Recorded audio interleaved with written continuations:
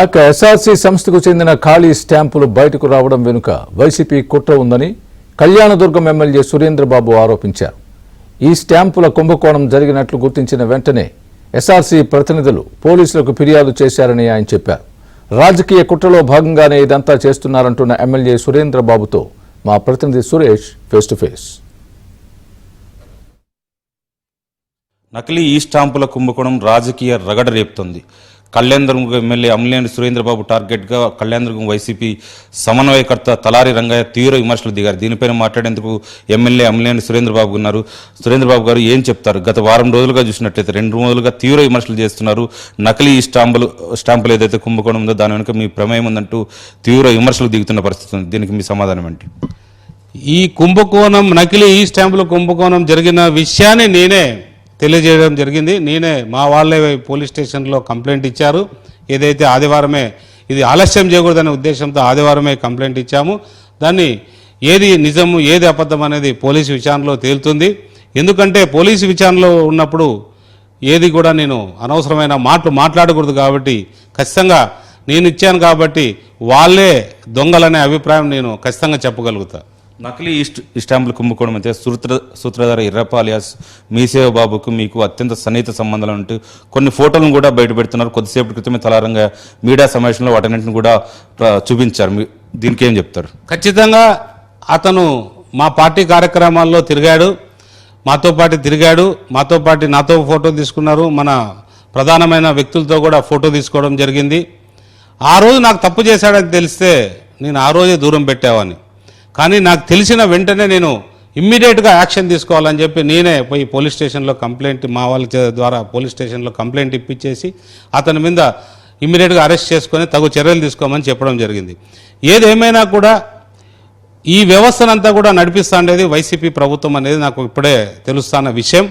ఎందుకంటే ఈ stock holding company ఏదైతే ఉందో ఆ స్టాక్ హోల్డింగ్ కంపెనీ ముందున్న వైఎస్ఆర్ గవర్నమెంట్ 2019 నుంచి 2024 వరకు నడిచిన గవర్నమెంట్లోనే ఈ స్టాక్ హోల్డింగ్ కంపెనీ ఒక కర్నూలులో ఉన్న వ్యక్తికి ఏజెన్సీ ఇవ్వడం జరిగింది. ఆ ఏజెన్సీ ద్వారా ఇతను 2022లో వాళ్ళ భార్య పేరు మీదనో ఇతరుల పేరు మీదనో ఈ స్టాంపింగ్ తీసుకురావడం జరిగింది. అంటే ఇతను ఆ రోజు నుంచి కూడా ఉన్న గవర్నమెంట్లో ఉన్న వాళ్ళతో పరిచయాలు పెంచుకుంటూ వస్తూ నన్నే ఏమన్నా నా దగ్గరికి ఏమన్నా ఒక కోవట్టుగా చేర్చారా? అది కూడా ఆలోచించాల్సిన విషయమే. ఇంకొక విషయం కూడా చెప్పాలి. అతను ఫోటోల గురించి చెప్తున్నాడు. ఫోటోలు వాళ్ళ దగ్గర ఉన్నాయి, వీళ్ళ దగ్గర ఉన్నాయి. ఇప్పుడు నీ జగన్ రెడ్డి ఒక నేరస్తుడు. 11 ఈడీ కేసుల్లో ఉన్నాడు, సిబిఐ కేసుల్లో ఉన్నాడు, రకరకాల కేసుల్లో ఉన్నాడు. మళ్ళీ మీ జగన్ రెడ్డిపై ప్రధానమంత్రితో తీసుకుంటాడు ఫోటో, మరి పోతే రాష్ట్రపతితో తీసుకుంటాడు, కేంద్ర మంత్రులతో తీసుకుంటాడు. నువ్వే ఒక నేరస్తుతో నువ్వు కూడా మీ జగన్ రెడ్డితో ఫోటోలు తీసుకుంటావు. అంటే ఇది ఎక్కడ నీకొక న్యాయం నాకొక న్యాయం ఉంటుందా? చెప్పండి. మీ వాళ్ళనే జైలుకు పోయినాడు మీ నాయకుడు, 16 నెలలు జైల్లో ఉన్నాడు.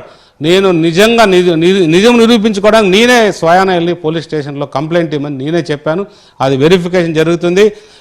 ఎవరైతే మా చంద్రబాబు నాయుడు గారు, లోకేష్ బాబు గారు ఉన్నారో వాళ్ళు పార్టీ కార్యకర్తలను బాగా చూసుకోమనే కోణంలోనే బాగా మాట్లాడడం, అవసరం ఎంకరేజ్మెంట్ కూడా ఫోటోలు తీర్చాను తప్ప దీంట్లో ఏ స్వార్థం లేదనేది తెలియజేస్తున్నాను. ఈ స్టాంపుల కుంభకోణం అయితే ఏ విధంగా వెలుగులోకి వచ్చింది? మీరు దీన్ని ఏ విధంగా బయటపెట్టారు? మీ సంస్థ ప్రతినిధులు ఏ విధంగా గుర్తించారు? ఇది మా స్టాంపులు శుక్రవారం రోజు వెరిఫై చేసుకుంటుంటే క్యాజువల్గా అయితే వెరిఫై చేయరు. ఎందుకో ఒక ఇంట్రెస్టింగ్గా క్యూఆర్ కోడ్ చూసి కొడితే అది 100 రూపాయలు కనిపించింది. ఇంకొక 2-3 సార్లు కొట్టారు. ఇంకా 2-3 డాక్యుమెంట్లు తెచ్చారు. ఆ 2-3 డాక్యుమెంట్లు కూడా ఒక దాంట్లో కరెక్ట్గా ఉన్నాయి, ఇంకా 2-3 డాక్యుమెంట్లలో కూడా ఇదే కనిపించింది. ఇదేదో తేడాగా ఉందని చెప్పి అన్నీ వెరిఫై చేస్తే బ్యాంకులకు ఇచ్చేటవి కాబట్టి లేదా ఎవరికన్నా ఇచ్చేటవి కాబట్టి ఇబ్బంది కాకూడదనే ఉద్దేశంతో మరీ కూడా దాన్ని ఎంక్వైరీ చేసి ఇమీడియట్గా అది తప్పు అని తెలియని వెంటనే కూడా మనం పోలీస్ స్టేషన్లో ఆదివారం రోజే కంప్లైంట్ ఇవ్వడం జరిగింది. ఏదేమైనా కూడా ఇది విచారణ చేసి నిజాలు తేల్చాల్సిందిగా మా ముఖ్యమంత్రి గారికి నేను విజ్ఞప్తి చేస్తున్నా.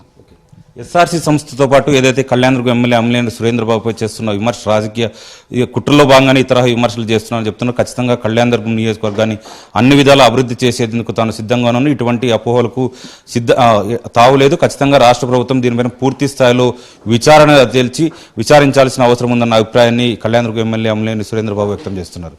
వీడియో జర్నలిస్ట్ గోవర్ధన్తో సురేష్, ఏబిఎన్ ఆంధ్రజ్యోతి, అనంతపురం.